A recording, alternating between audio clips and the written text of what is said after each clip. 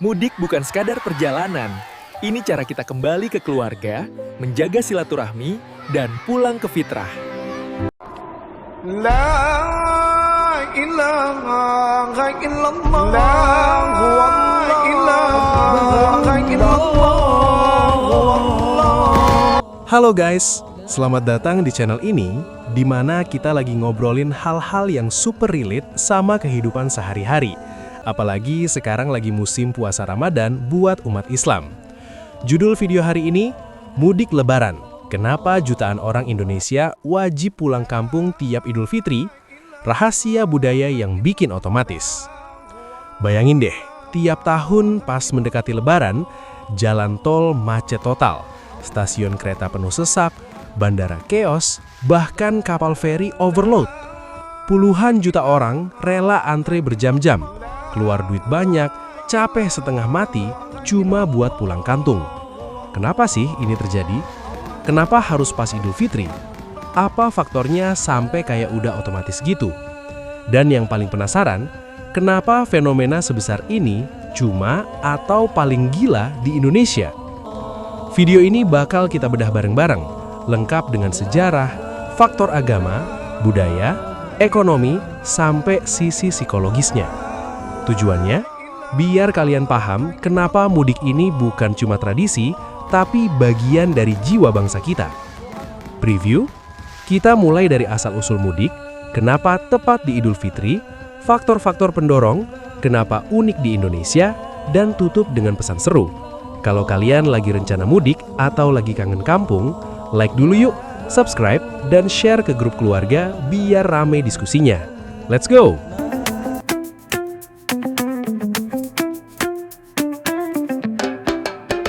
Yo, Sobat Perantau! Sekarang lagi puasa Ramadan 2026. Hati lagi dibersihin, tapi pikiran udah kebayang mudik. Menurut prediksi Kementerian Perhubungan, tahun ini sekitar 143 atau 144 juta orang bakal mudik. Itu hampir setengah populasi Indonesia, guys. Fenomena ini udah jadi ritual tahunan yang bikin ekonomi berputar, tapi juga bikin macet nasional. Mudik literally artinya pulang ke hulu atau pulang kampung. Tapi kenapa harus Lebaran? Kenapa bukan Natal atau Tahun Baru? Dan kenapa cuma di Indonesia yang skalanya gila-gilaan? Kita bakal jawab semua itu dengan data real, cerita sejarah, dan analisis kekinian. Siap? Yuk mulai dari akarnya. Bagian pertama, apa itu mudik dan asal-usulnya? 7-8 menit. Oke, pertama-tama, mudik bukan cuma jalan-jalan pulang. Ini perjalanan massal pulang kampung buat merayakan Idul Fitri. Istilah mudik sendiri baru populer tahun 1970-an, tapi akarnya jauh lebih tua. Menurut sejarah, tradisi pulang kampung udah ada sejak zaman Kerajaan Majapahit dan Mataram Islam. Pejabat kerajaan yang ditugasin di luar wilayah, mereka pulang pas hari raya buat menghadap raja sekaligus ketemu keluarga. Lalu pas era kolonial dan kemerdekaan, urbanisasi meledak. Orang desa berbondong-bondong ke Jakarta, Surabaya, Bandung buat kerja di pabrik atau kantor. Tahun 1960 sampai 1980-an, mudik mulai jadi fenomena besar karena libur lebaran yang panjang plus otonomi daerah. Sekarang jadi tradisi nasional, bahkan kata mudik dalam bahasa Jawa artinya mulih disik alias pulang dulu. Jadi ini bukan cuma bepergian, tapi ritual balik ke akar kehidupan. Bagian kedua, kenapa harus pas Idul Fitri? Makna yang bikin wajib. Nah, ini inti pertanyaannya. Kenapa nggak bisa kapan aja? Jawabannya ada di makna Idul Fitri itu sendiri. Idul Fitri sama dengan kembali ke fitrah, alias kembali ke keadaan suci. Setelah sebulan puasa, hati dibersihin, dosa diampuni. Nah, mudik jadi simbol sempurnanya itu. Kita kembali ke kampung halaman, sumber kehidupan, ketemu orang tua, saudara, tetangga, buat silaturahmi dan bermaaf-maafan. Dalam Islam, silaturahmi itu dianjurkan banget, apalagi pas Lebaran. Rasulullah SAW bilang, siapa yang ingin dilapangkan rezeki dan dipanjangkan umur, hendaklah menyambung silaturahmi. Mudik jadi momen paling pas karena libur nasional panjang, cuti bersama. Semua orang lagi dalam suasana suci setelah Ramadan, simbol kemenangan puasa. Pulang kampung kayak pulang ke pelukan fitrah. Kalau mudik di waktu lain, nggak ada vibe-nya. Lebaran tanpa mudik kayak belum lengkap, kata banyak orang. Itu kenapa rasanya wajib banget.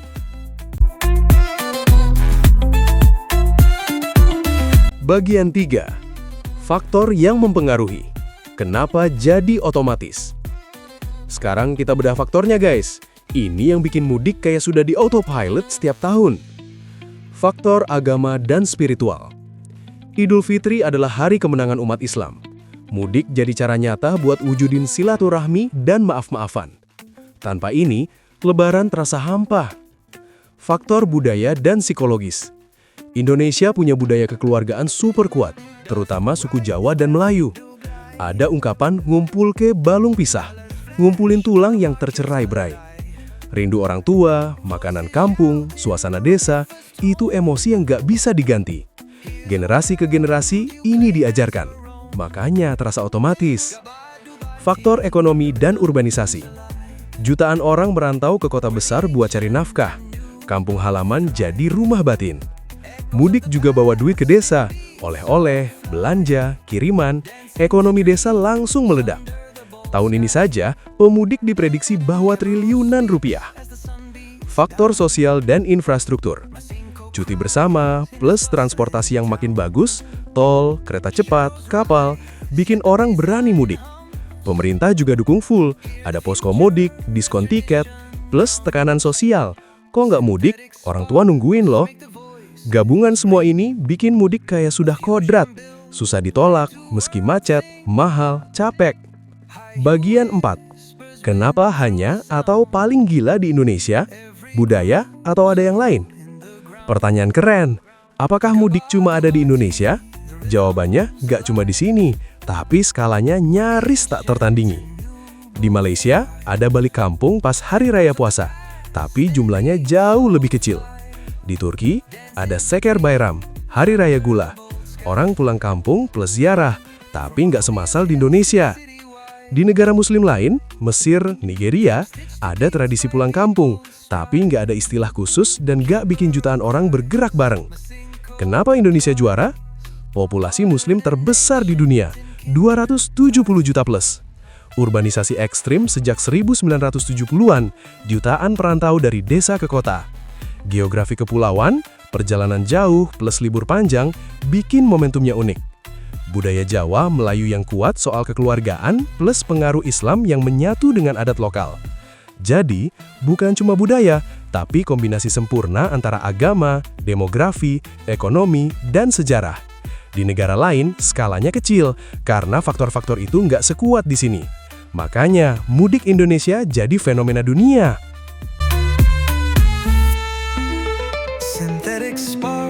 Recap singkat. Mudik terjadi karena kombinasi agama, silaturahmi dan fitrah, budaya kekeluargaan, urbanisasi, dan momentum lebaran. Itu kenapa harus pas Idul Fitri dan kenapa terasa otomatis. Di Indonesia paling besar karena kita punya paket lengkap yang gak dimiliki negara lain. Pesan gue buat kalian, mudik bukan cuma tradisi, tapi cara kita jaga akar dan silaturahmi di era digital. Meski capek, ini yang bikin kita tetap punya jiwa gotong royong. Tahun ini kalau lagi mudik, nikmati prosesnya. Salam-salam sama tetangga, bantu orang tua, dan syukuri rezeki. Kalau nggak bisa mudik, tetap silaturahmi lewat video call atau kirim oleh-oleh. Yang penting, hati tetap pulang ke fitrah. Wah, panjang ya obrolan kita hari ini. Kalau kalian relate atau punya cerita mudik gila, spill di komentar yuk, mana yang paling seru atau paling ngenes. Like, share ke teman perantau, dan subscribe biar nggak ketinggalan konten kekinian lainnya. Stay safe mudiknya ya guys, selamat menunaikan ibadah puasa, dan nanti selamat Idul Fitri. Mohon maaf lahir batin. Peace out, sampai jumpa di video berikutnya. Bye-bye.